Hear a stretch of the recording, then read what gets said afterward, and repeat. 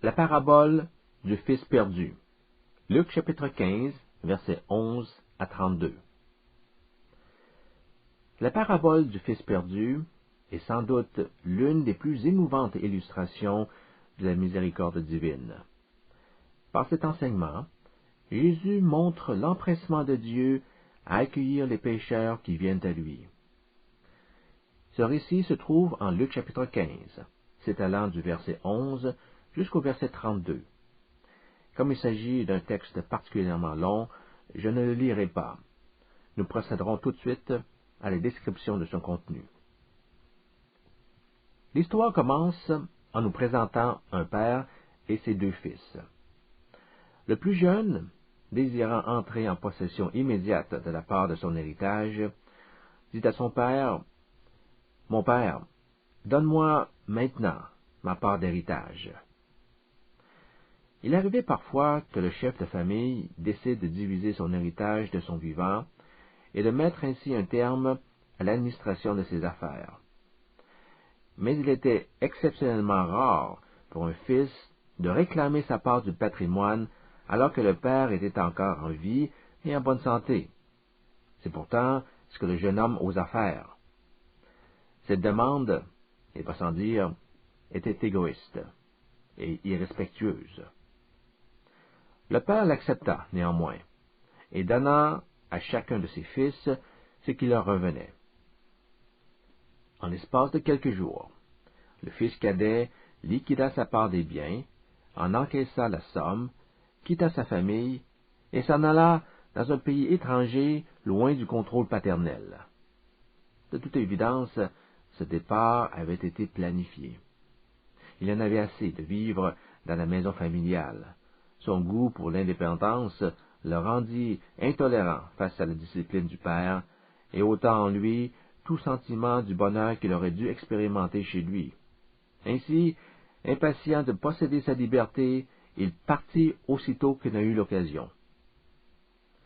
Malheureusement, ce que l'on acquiert instantanément a tendance à disparaître tout aussi rapidement. Dans cette contrée éloignée, il dilapida sa fortune en menant une vie de désordre. Jour après jour, il recherchait ce bonheur imaginaire qu'il pensait trouver dans les jouissances plus ou moins grossières du monde. À peine avait-il dépensé ses avoirs que le pays où il résidait connut une période de récession. C'était partout la famine. Se retrouvant sans ressources, il tenta d'obtenir un travail qui lui permettrait au moins de satisfaire sa faim. La seule occupation qu'il a réussi à trouver fut celle de garder les pourceaux.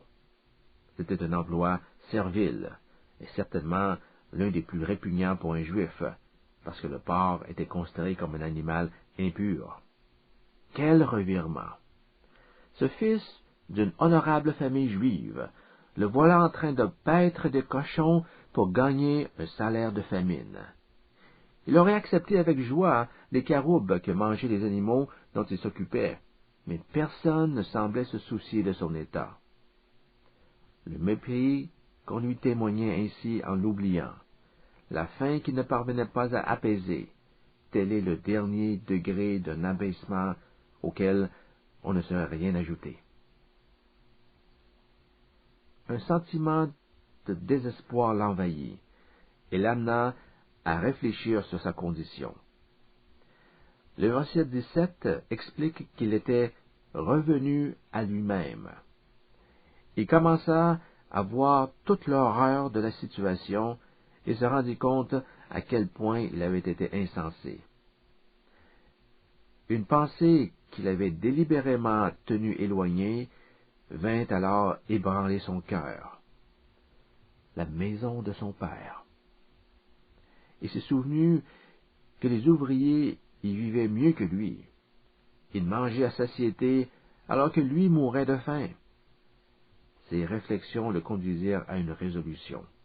Verset 18. Je vais me lever et aller vers mon père. C'est le seul endroit qui me reste pour chercher de l'aide. Cette décision n'a pas nécessairement été facile à prendre. Il a voulu vivre sans contrainte, faire tout ce qui lui plaisait. Il pensait découvrir la liberté, mais en réalité, il avait perdu, tout comme son héritage. Sa vie à l'étranger fut un lamentable échec. S'il retourne, il prenait le risque de s'exposer à la risée des employés de la maison. Il ne devait pas non plus s'attendre à un accueil très cordial de la part de son frère, qui, contrairement à lui, n'avait pas commis de folie. Et comment pourra-t-il faire face à son père après avoir été entraîné dans le tourbillon de ses passions? Il aurait pu, par orgueil, éviter de se montrer la face devant les siens. Pourtant, il a choisi le contraire. Le point capital de son retour réside dans les mots qu'il s'est promis de dire à son père. « Mon père, j'ai péché contre le ciel et contre toi. » Verset 18. J'ai péché. Voilà des mots qui brisent dans l'homme toutes les résistances de l'orgueil. Et notez bien sa confession. Contre le Père et contre le ciel, j'ai péché. Il a compris que tout péché contre autrui est un péché contre Dieu. Notez aussi son humilité au verset suivant. Je ne suis plus digne d'être appelé ton fils. Verset 19. Il a reconnu qu'il était indigne d'être appelé le fils de son père. Père, je ne te demande pas de m'accueillir dans les cercles de la famille. Je ne mérite pas d'être traité comme un fils. Donne-moi seulement la possibilité d'avoir une place parmi tes employés. Je ne sais pas si j'ai le droit de t'en faire la demande, mais si tu trouves cela acceptable, pourrais-tu me reprendre en faisant de moi un simple ouvrier? Le fils retourne ainsi à la maison, sans savoir à quoi s'attendre, mais inspiré par le désir de rentrer en grâce auprès de son père, d'être réadmis, fût-ce à la dernière place.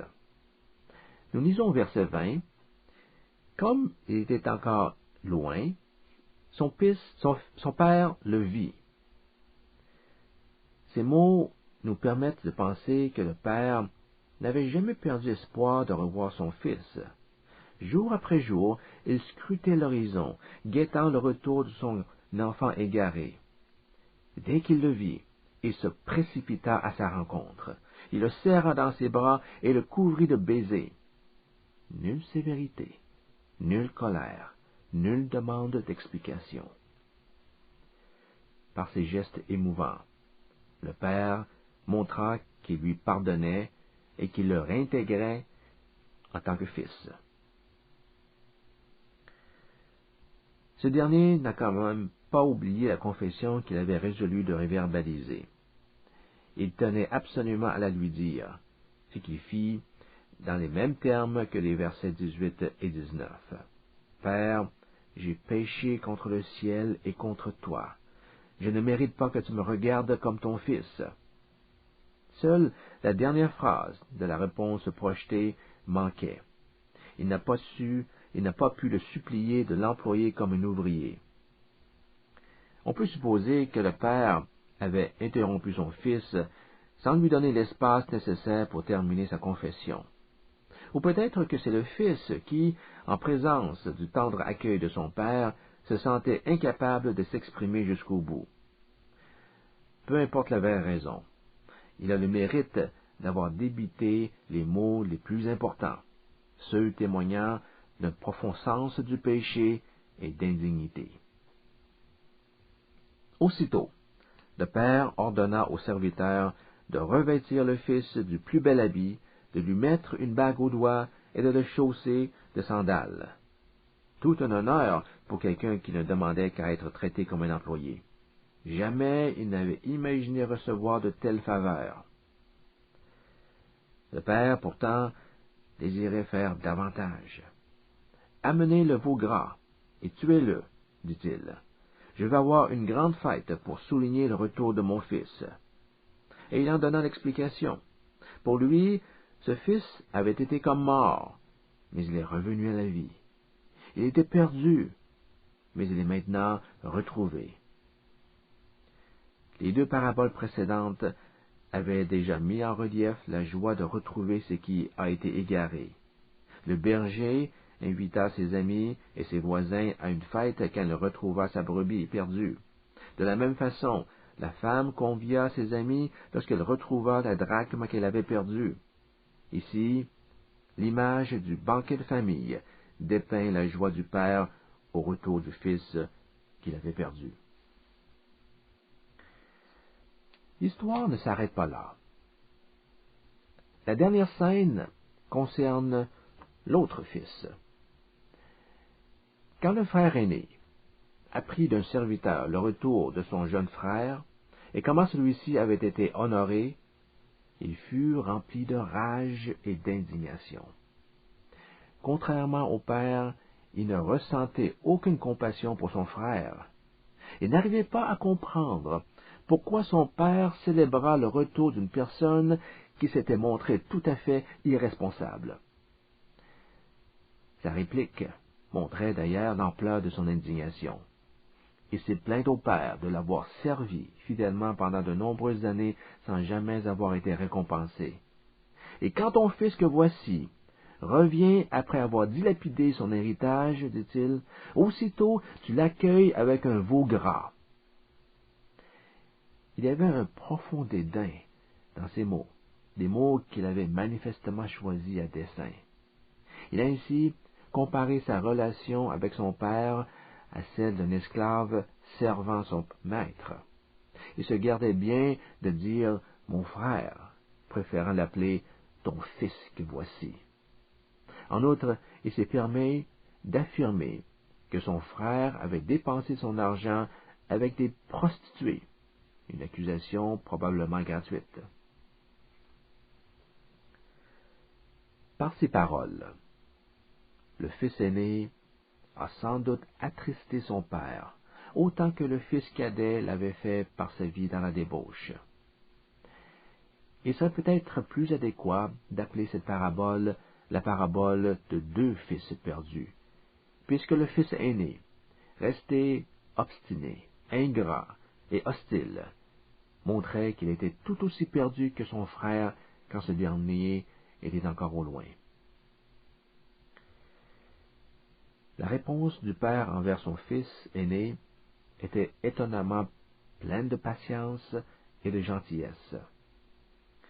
Il a souligné sa loyauté et lui rappela que les ressources à la maison lui appartenaient tout autant. Il expliqua, en reprenant les mots qu'il avait utilisés pour ses serviteurs, la raison qui l'a poussé à organiser la fête. C'était pour exprimer la joie qu'il ressentait au retour de son fils, lui qui était mort et qui est maintenant revenu à la vie. Examinons maintenant la signification spirituelle de cette saisissante histoire. Elle comporte 3 points de contact. Premièrement, le fils prodigue. Deuxièmement, le père. Et troisièmement, le fils aîné. Chaque personnage symbolise un thème particulier. On aura compris que le fils prodigue représente le pécheur perdu. Nous pouvions le deviner facilement par la répétition des mots liés à la réjouissance pour la repentance de celui qui était mort et qui revient à la vie. Celui qui était perdu est retrouvé.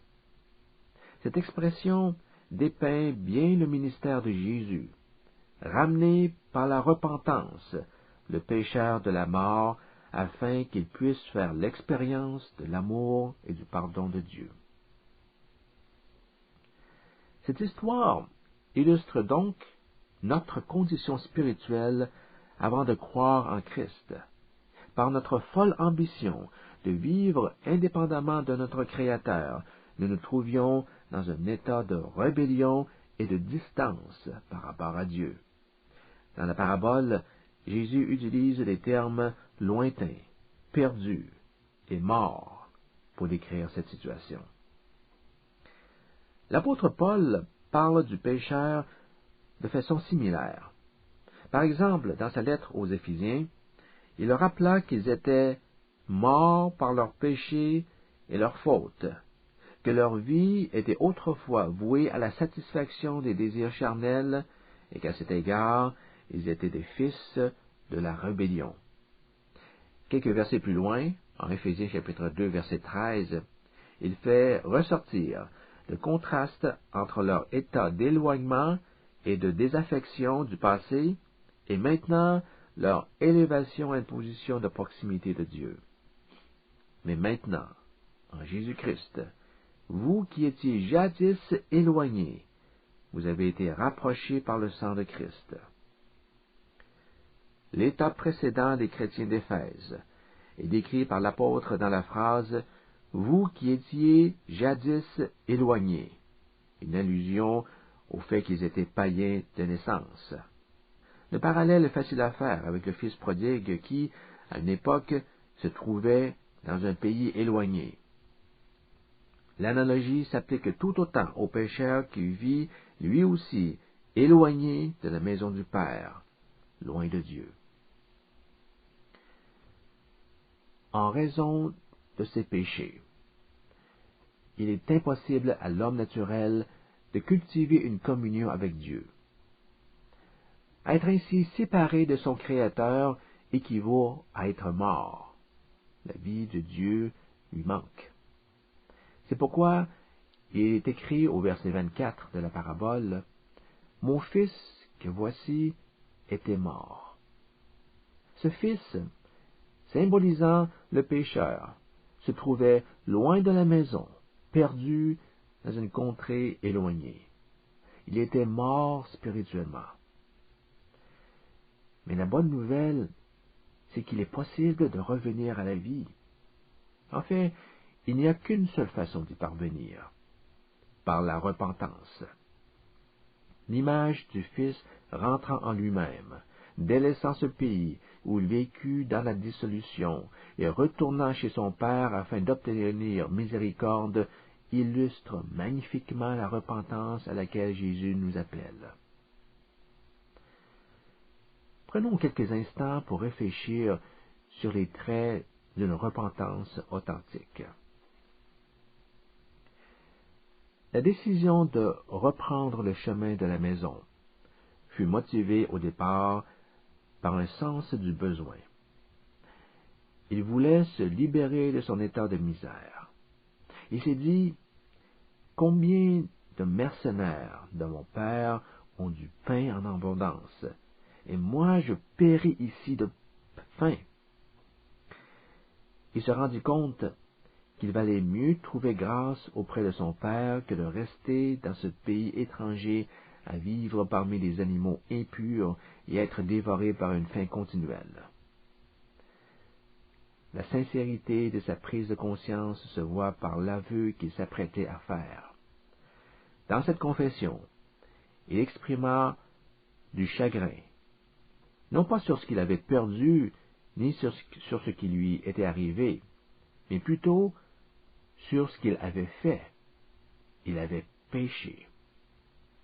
Sans présenter quelque excuse que ce soit, il admit sa faute en se repentant de sa conduite.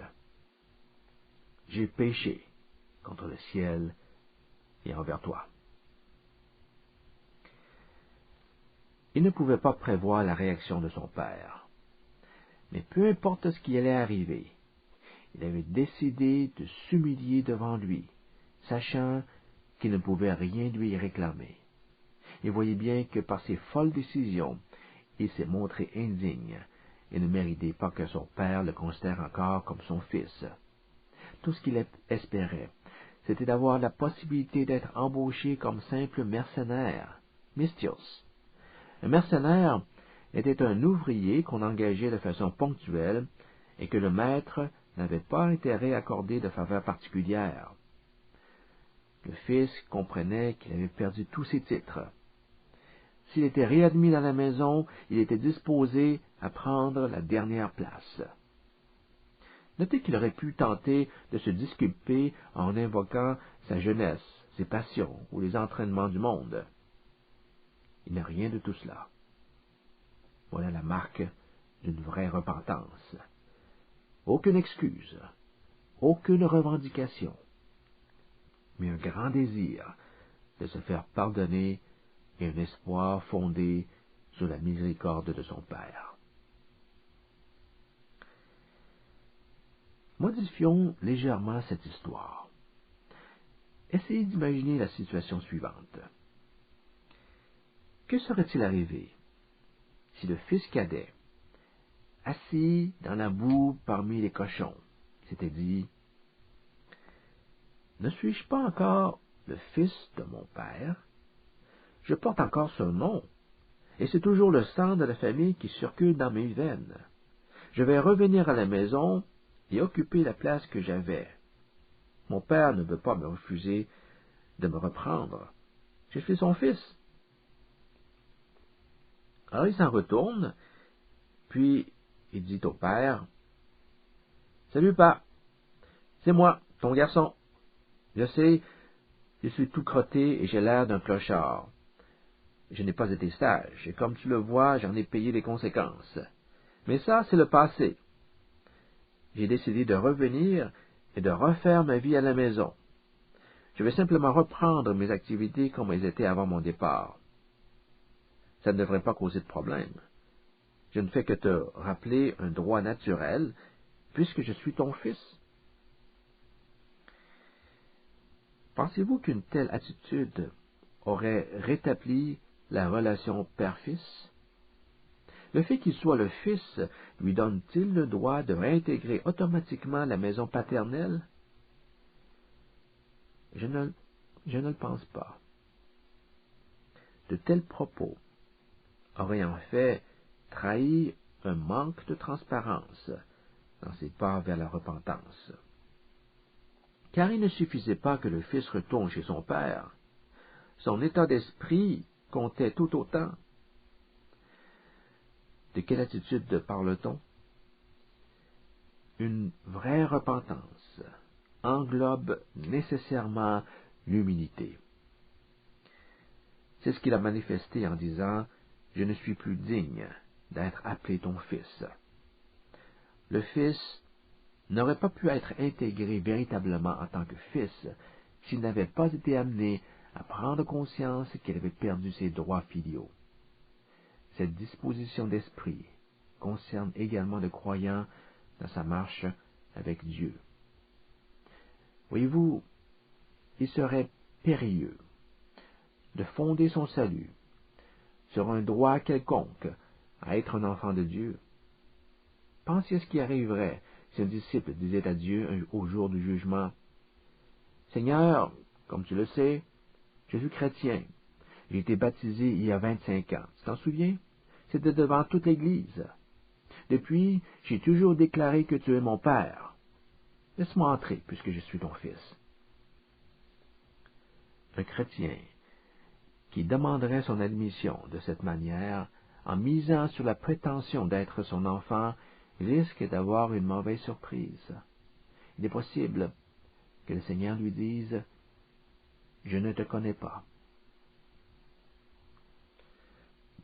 À cet égard, je trouve que certaines traductions de Jean chapitre 1, verset 12 semblent avoir altéré le sens du texte original.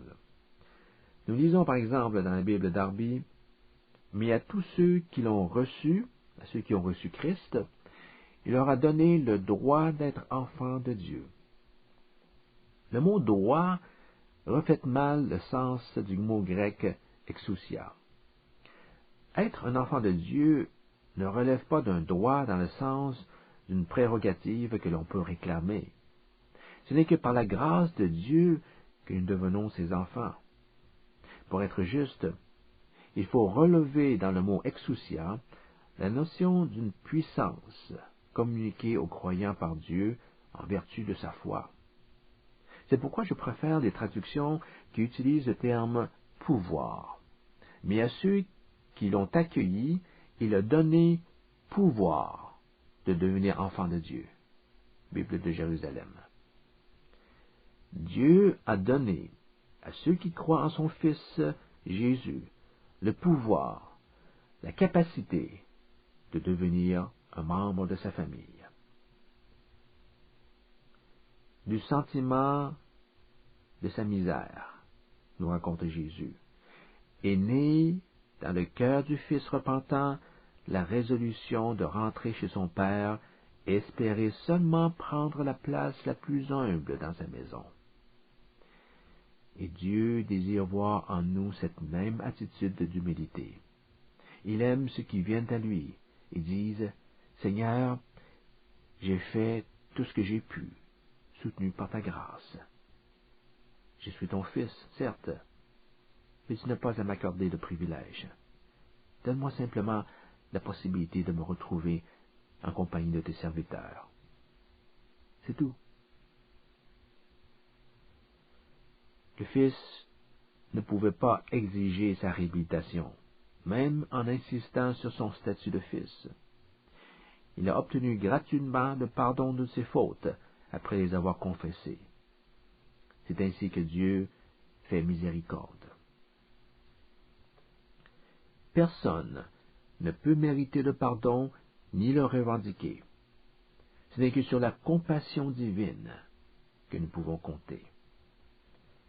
La compassion du Père. Voilà le deuxième point de contact. Verset 20. Comme il était encore loin, son Père le vit et fut ému de compassion. Le mot compassion, en grec, provient du mot splanknon, qui, dans la littérature classique grecque, désigne les viscères situés dans la partie haute du corps d'un animal, soit le cœur, les poumons et le foie.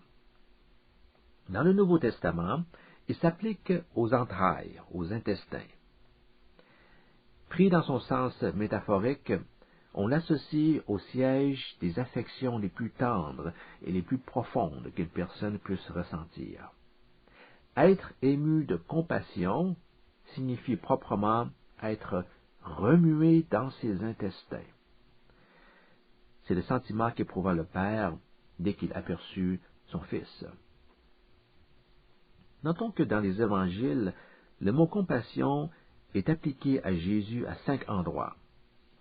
Mentionnons-les brièvement, car ceci nous aidera à mieux saisir la signification de ce mot. Nous le retrouvons la première fois en Matthieu chapitre 9, verset 36. Il est écrit que Jésus, en voyant les foules, eut compassion, car ils étaient comme des brebis n'ayant pas de berger. La deuxième fois, il est utilisé dans le contexte de la multiplication des pains, en Matthieu chapitre 14, verset 14, et chapitre 15, verset 32. À la vue de la grande foule qui l'avait suivi, Jésus fut ému de compassion. Cela l'incita à la nourrir. La troisième fois, la supplication d'un lépreux fit ressortir la compassion du Seigneur. Banni de la société à cause de sa maladie, une personne atteinte de la lèpre était vouée à la misère. Jésus regarda ce lépreux et fut ému de compassion. Marc chapitre 1, verset 41. La quatrième fois, il est question de 2 aveugles, en Matthieu chapitre 20, verset 34. Saisi de compassion par le cri de ces 2 malheureux, Jésus toucha leurs yeux et ils furent immédiatement guéris. La 5e fois, une pauvre veuve accompagnait son fils unique au tombeau. Jésus eut compassion pour elle. Alors il ramena le jeune homme de la mort à la vie. Luc chapitre 7, verset 13. À 5 reprises donc, la douleur ou le besoin ont touché le cœur de Jésus. Il fut saisi par un vif et profond sentiment de sympathie. Il ressentit de la compassion. Ainsi, Dieu comprend les maux et les souffrances de notre pauvre humanité. C'est pourquoi le pécheur qui confesse et abandonne ses péchés peut s'approcher de Dieu avec confiance. Auprès de lui, il trouvera la compassion. Cette étude ne serait pas complète sans un examen de la réaction du fils aîné. Qui représente-t-il? Après avoir retracé le tableau du pécheur repentant et réconcilié avec Dieu, Jésus nous donne maintenant une description du caractère des pharisiens et de leurs homologues spirituels.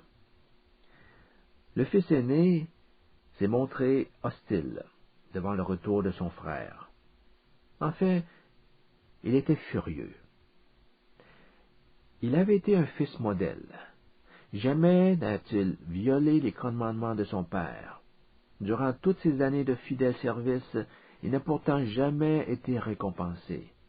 Et voilà que son frère revient, après avoir gaspillé sa fortune en menant une vie plus ou moins douteuse, et aussitôt, le père lui organise un festin. Où est la justice dans tout cela? Demande le fils aîné.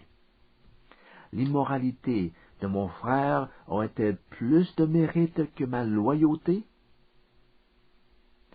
Dans une certaine mesure, il faut reconnaître la justesse de sa plainte. Il y avait en effet une apparente injustice. Il n'a pas compris cependant que le père a traité le fils cadet conformément à l'amour et à la grâce, et non pas comme il le méritait. Son père lui pardonna et le réintégra en tant que fils, même s'il ne méritait plus de l'être.